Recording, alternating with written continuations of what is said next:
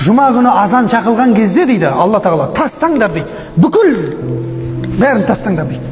Фасау иля зикрилля, Алланы еске алуға қарай асығыңдар, ұмтылыңдар, жүгіріңдер дейді Алла тағала. Таста пайдасы жоқ бәрібір, именно сол уақыттағы берекет жоқ бәрібір.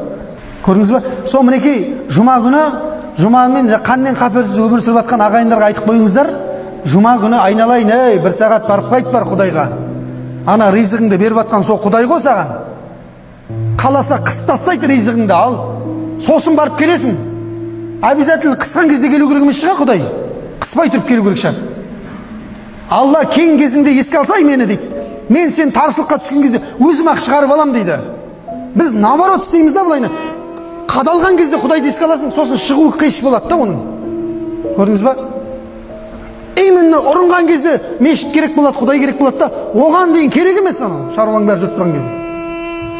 Шығаратын нәрсе, зекетіңді де бермейсің, я садақаңды да бермейсің, қажылықпен вообще шаруаң жоқ, уақыт жоқ деп қояды.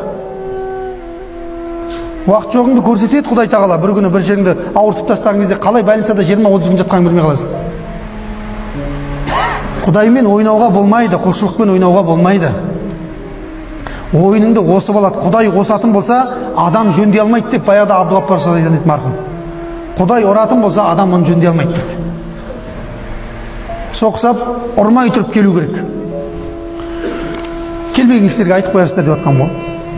Сіздерге айтып жатқан жоқпын, сіздер келіп отырсыздар ғой.